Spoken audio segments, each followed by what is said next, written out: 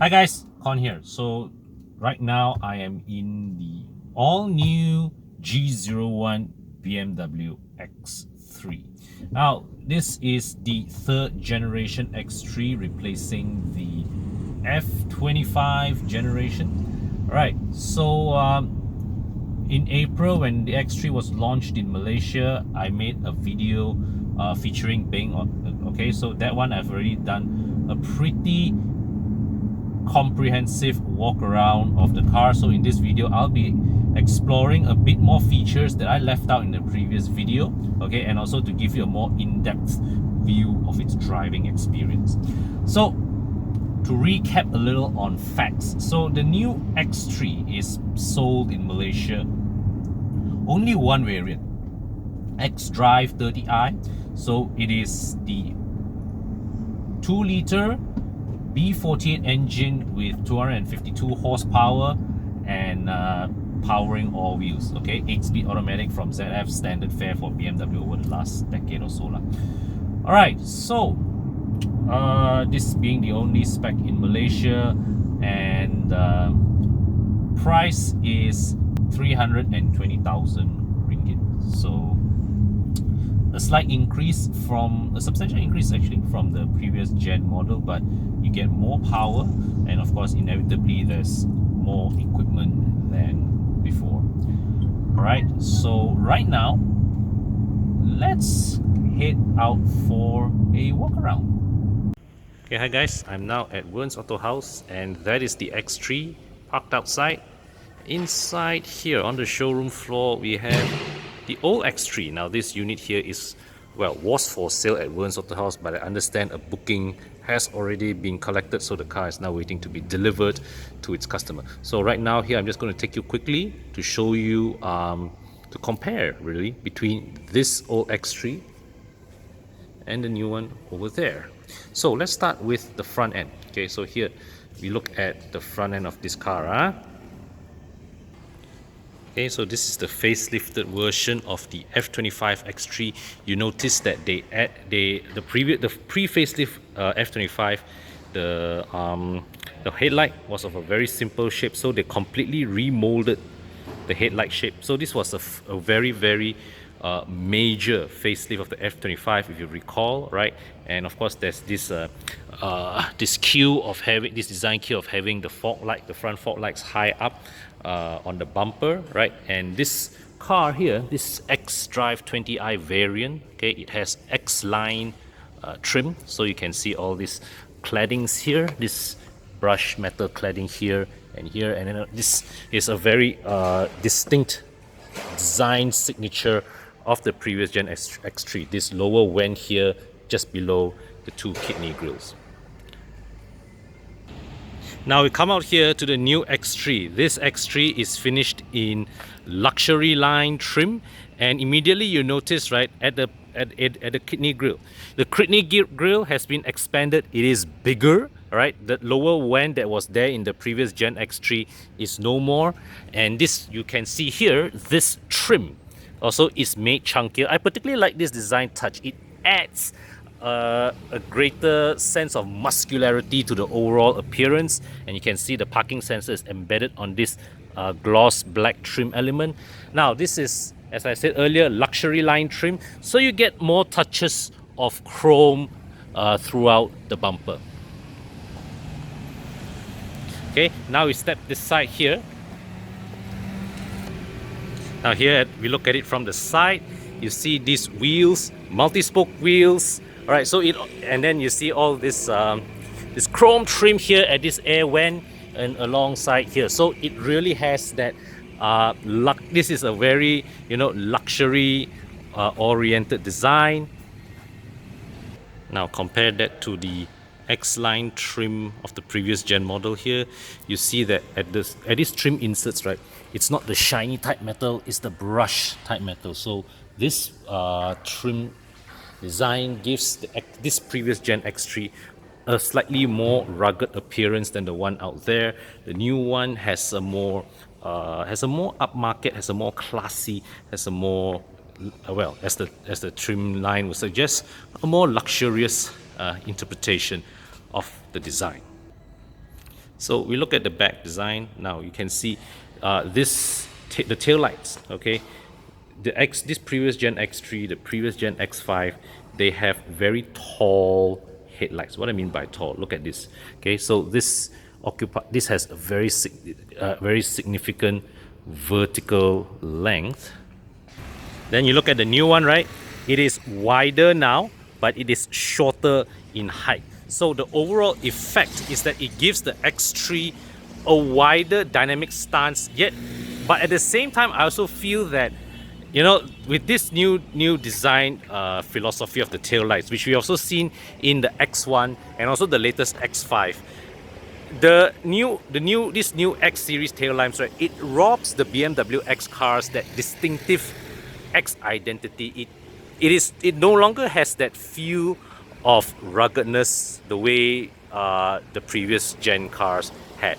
Okay, and as you can see, the lower bumper here, okay, you get this what do you call it, matte plastic trim insert here, and then you get a shining chrome strip, and then you have a brush metal finish here. Sorry, gray painted part here, diffuser here. So it is a good mix of materials there. It simultaneously projects a look of luxury and ruggedness at the same time.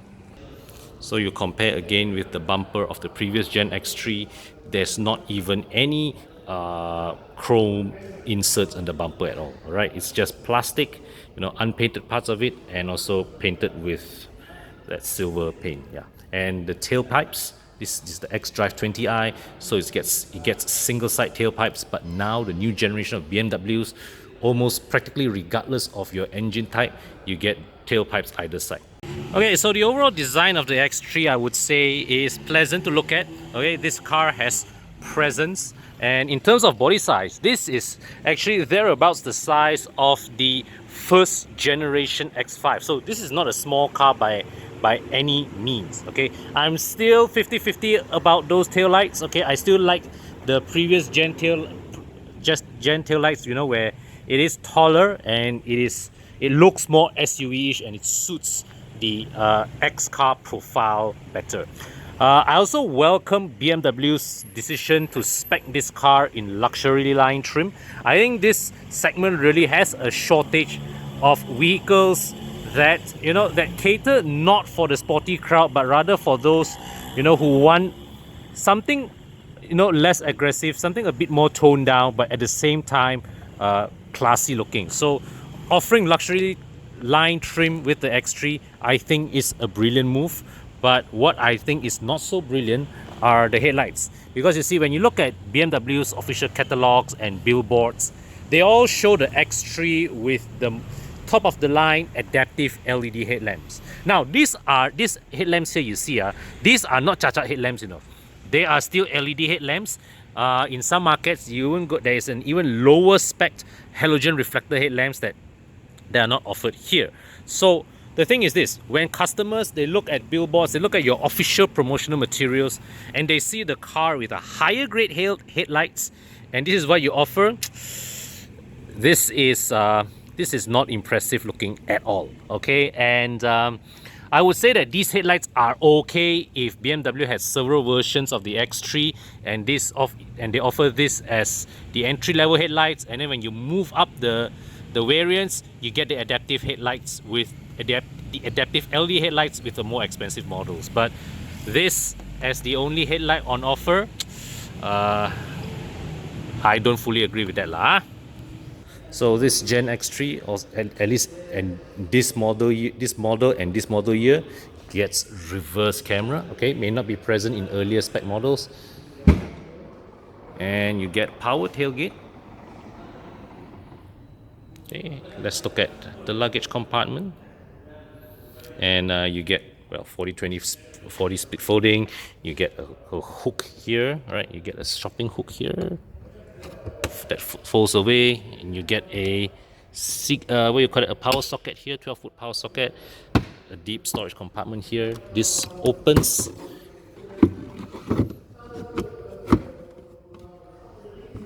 Okay, and also this net here is another storage compartment here, Yeah, and this is openable, but I won't do it lah. So you open this as well. Underneath there is another hidden compartment in there, nothing to hold this piece, so yeah, there's no way really to hold this piece. And we have power closing. So we come back to the new one here. Okay, get power opening as well. And this compartment looks wider than the one inside, but at the same time its depth appears to be shorter. Or you also get this very convenient release latches to tumble down the split folding rear seats, 40-20-40 split folding. You get the same hooks here. Okay, you get this hook, shopping hook, 12-volt socket. And this one, very useful, you raise this, you get that strut there. So there is improvement here for you. And power closing.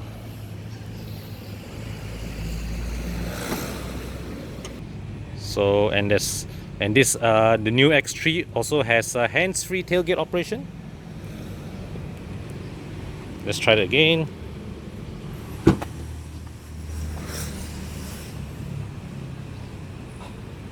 And closing.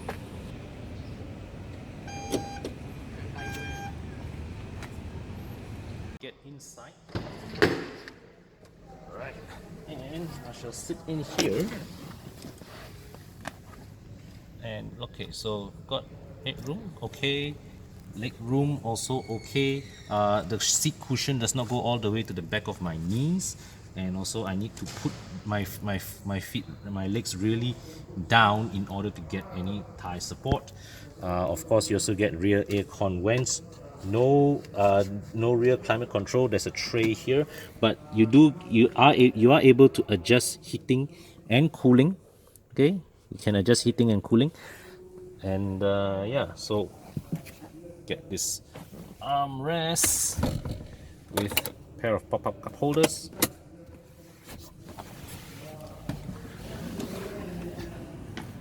And here the isofix mounts are here.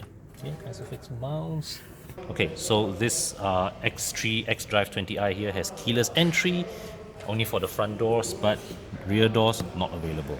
So one more upgrade with this new X3, you get keyless entry at all 4 doors. Right, and let's step inside. Let me fold this back up.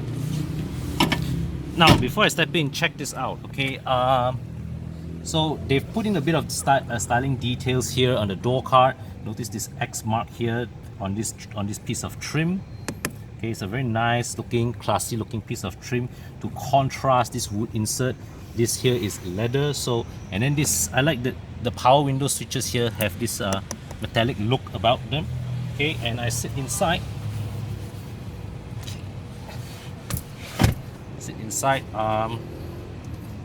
Headroom seems thereabouts the same. I can immediately feel that the hip point, okay, seems to be a bit higher.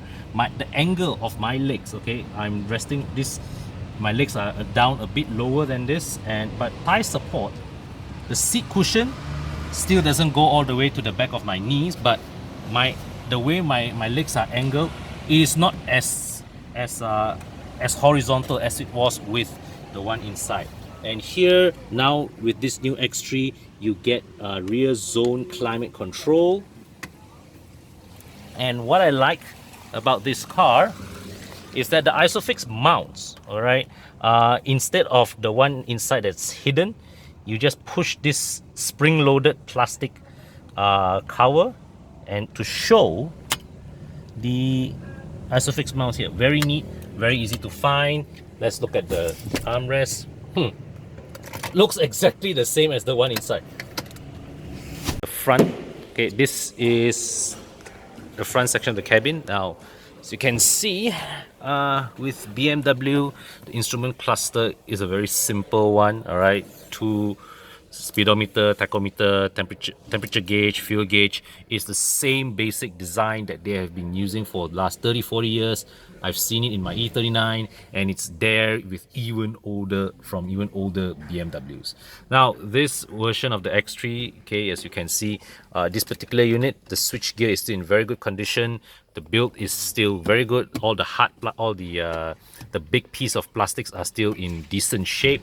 Switch gear still feels solid, unlike that of my E39, where some of the where the overall dash quality is good, but the switch gear not particularly excellent.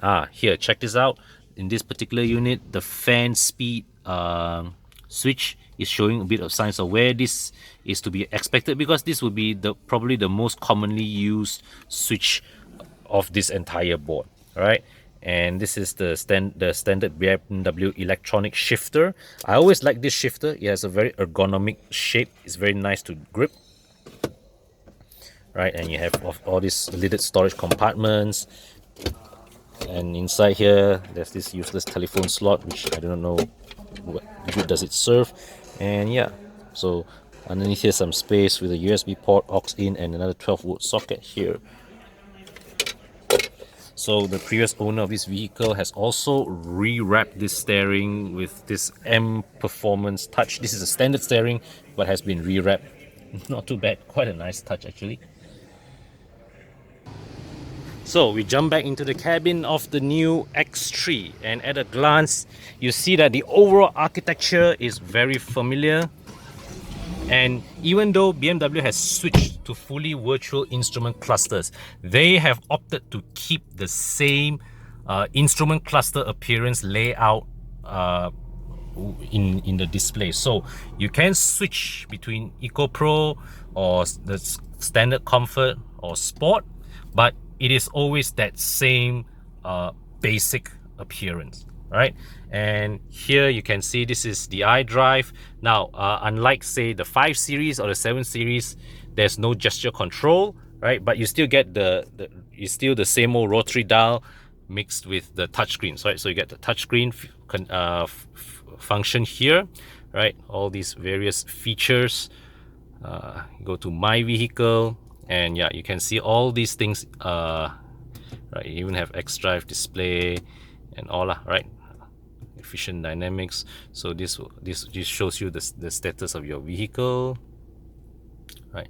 You know, so coming down here, one thing about recent BMW models, starting from the G11 7 Series and then the G35 Series, there is a major step up in terms of the interior build quality. This new G01 X3 continues that trend, right? Coming from the F25 inside earlier, right? This one feels like a major quantum leap in terms of upgrade in terms of quality, all right, and in terms of material selection as well. I mean, just look at these switches.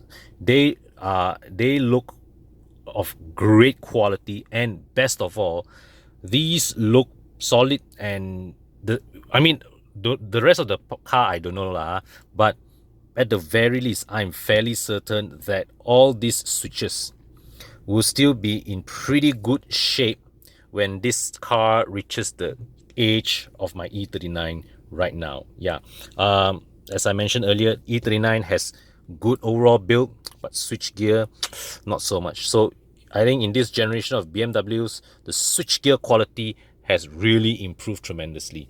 I mean, the overall dashboard appeal that you can see here, right, is still not as visually appealing as a Mercedes, but really the quality is much improved from previous generation BMWs. So that really is where they have exerted their effort. This hazard-like switch button somehow doesn't look as classy as it should be, but this engine start-stop button looks nice.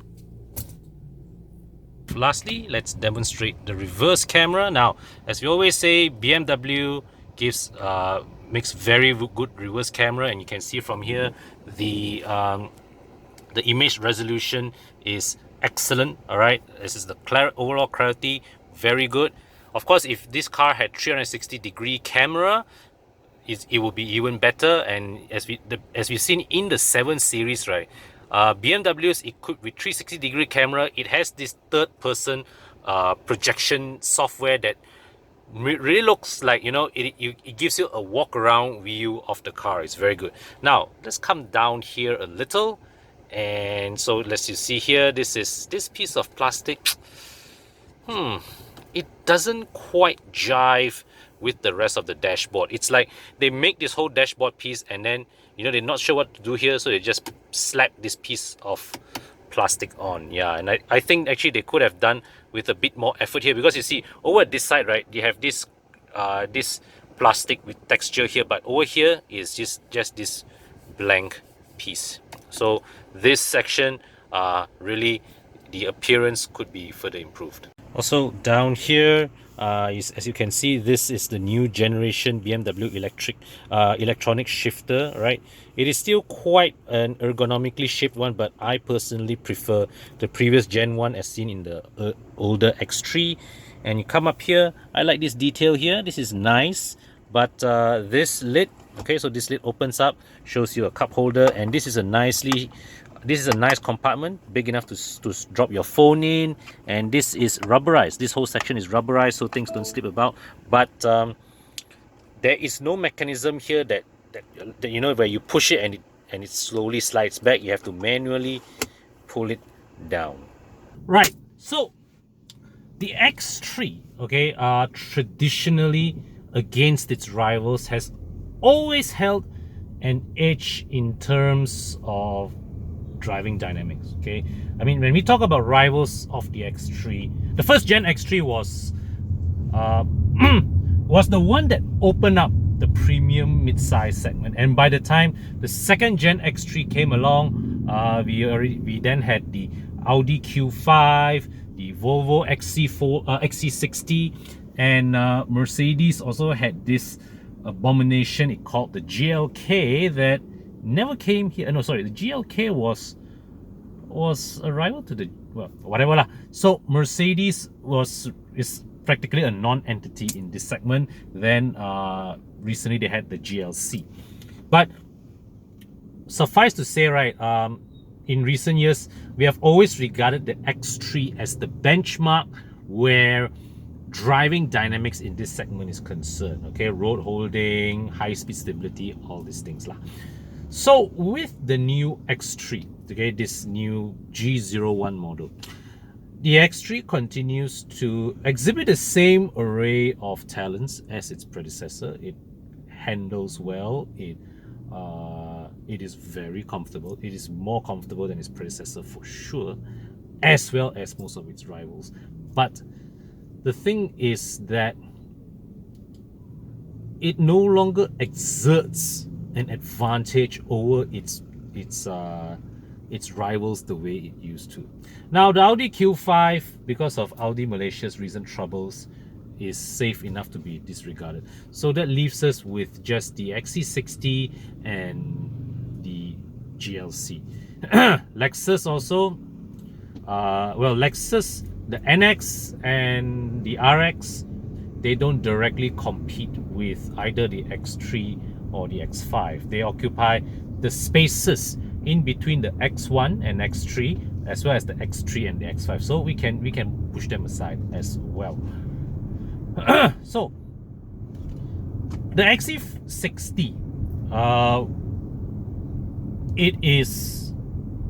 it does not lose out to the X3 in terms of handling at all. If in fact we would say that the XC60, whether you are looking at the T5 or the plug-in hybrid T8, I think more so the T5, the XC60 is just as capable, you know, when it comes to handling twisty bands and straight line as the X3 here.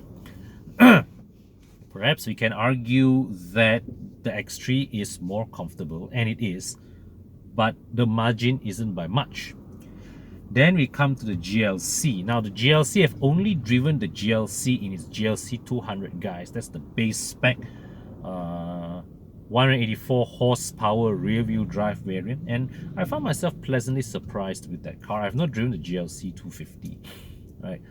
So the GLC in GLC 200 spec, it is also very comfortable. It's also very comfortable, and because it's rear wheel drive, it actually doesn't handle half bad. So the main selling point, the main advantage, the main USP of the X3 today, it's still there, but it is no longer as significant as it used to be. But granted, evaluated on its own, this X3, yes, dynamically, I would say it is very, very good. I mean, when we take cars from BMW Malaysia, because BMW Malaysia's head office is in Cyberjaya, inevitably we'll end up on Max Highway, and within half an hour of collecting the car, we will know whether this car is stable at high speeds or not. And it is this car. You can take this on a highway and it will perform 5 stars, no problem. The engine, the 252 horsepower 2-liter B48, very good performer also, very strong performer. Put it in sport mode, mash the throttle, this car pulls like a train. Okay, so when it comes, so in terms of straight line performance, you can say that the XC60 T8 has more power, 407 versus 252. In fact, even if you talk about the XC60 without the battery, okay, without any electric power, just running on its engine alone, 320 horsepower, on paper it still outguns this. But I would say the X3 does not feel slow at all. So in terms of straight line performance, the X3, the X-Drive 30i, it outguns the both variants of the GLC, and it doesn't feel slow next to the XC60. And ride comfort, I would say, is is thereabouts best in class. But that isn't to say the rivals are bad. They are not at all. The GLC 250 with AMG suspension, I've not driven that. That may be, that I'm willing to bet is bumpier, has a bumpier ride than this. But the GLC 200 with what they call off-road suspension matches up to this fairly easily. XC60 is in T8 spec. Yes, it is not as comfortable, but the T5 with regular passive suspension and thicker tires is also very comfortable. So yeah, the dynamic advantage that the X3 has over its rivals, not as significant as it used to be anymore. But that is not to say this is a bad car to drive. It is still a very good car to drive, but the margins which it batters the opposition is no longer as significant as it used to be. And that brings us to the next point of the X3, which is how does it stack as a product next to its rivals. And well, let's just say that if we were to bring the Volvo XC60 into the equation, it doesn't look good for the X3 at all, because the XC60 offers you more power.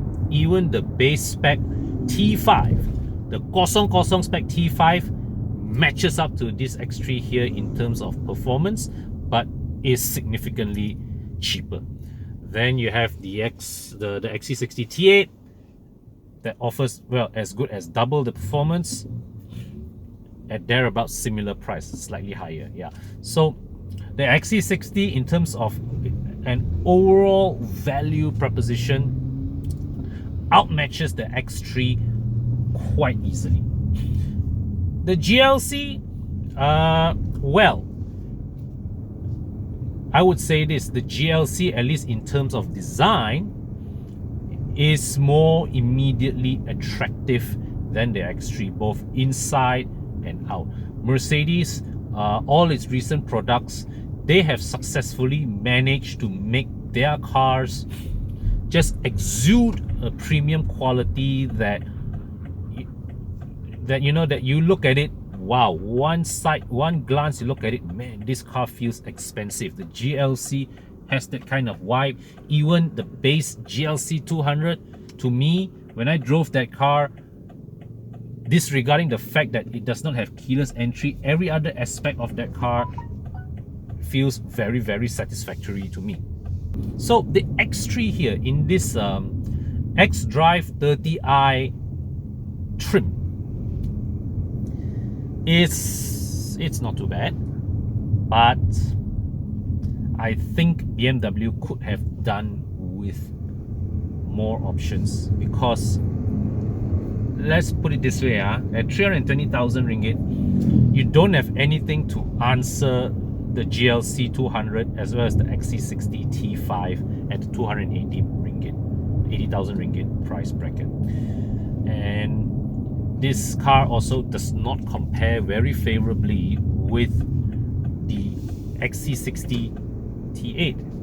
So I think, and plus the fact that those LED headlights, when your actual product looks so significantly different from what people see in the billboards, that is that's going to hurt your sales a little bit.